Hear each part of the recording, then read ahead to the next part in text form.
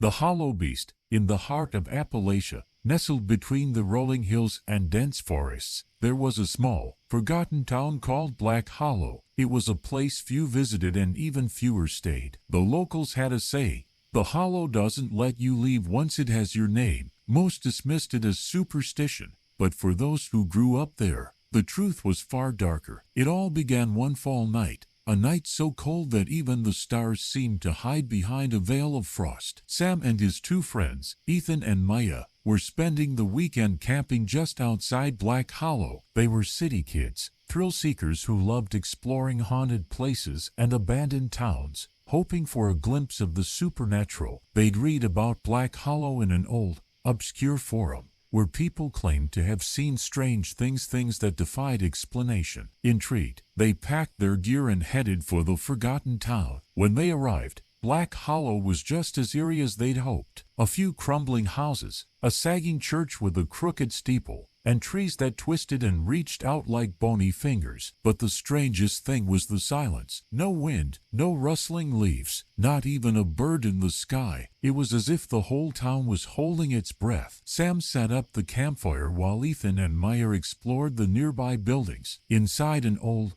abandoned house, Maya found a journal. Its pages were yellowed with age, and the handwriting was frantic. It spoke of a creature that lived in the woods, the hollow beast. According to the journal, the creature could mimic voices, lure people into the forest, and they would never be seen again. They say it's made of shadows. Maya read aloud, her voice shaky. It doesn't have a body of its own, so it takes the form of whatever it kills. Ethan chuckled nervously, brushing it off as an old wives' tale. But Maya wasn't so sure. Something about the town felt raw, almost like they were being watched. That night, as they sat around the campfire, they heard a faint whisper from the trees. It was low at first, like the wind, but then it grew louder. "Sam," the voice called. Sam froze, the blood draining from his face. It was his mother's voice, but that was impossible. She was miles away, back in the city. "Sam, come here, I need you," the voice repeated, clearer this time. Maya and Ethan stared at Sam, their eyes wide with fear. "Did you hear that?" Maya whispered. Before anyone could react, Sam stood up,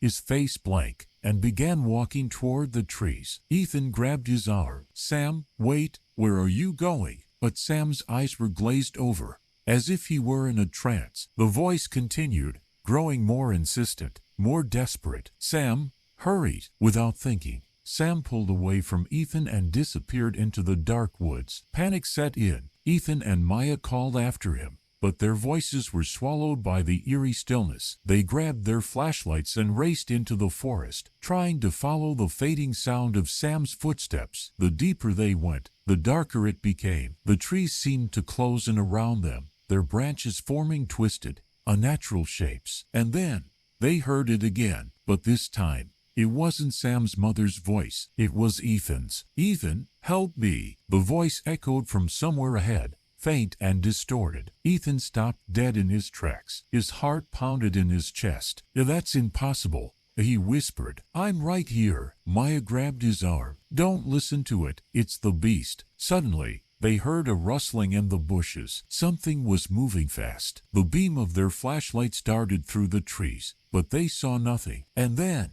a figure appeared. Sam. He was standing just a few feet away, but something was wrong. His body was rigid, and his face looked hollow, like the life had been drained from it. His eyes, once bright and full of curiosity, were now dark voids, empty and soulless. "Sam," Maya called out, her voice trembling, but Sam didn't respond. He simply stared at them, unblinking, his head cocked to one side, like he was trying to figure out what they were. Then, without warning, he opened his mouth, and Ethan's voice came out. "Help me," it said. But it wasn't Sam speaking. It was the beast. Maya and Ethan stumbled back, horrified. The creature that looked like Sam began to move toward them, its steps jerky and unnatural, as if it was unused to walking in human form. "We need to run," Maya whispered, her breath catching in her throat. But it was too late. The beast lunged at them, its arms outstretched, fingers elongating into sharp,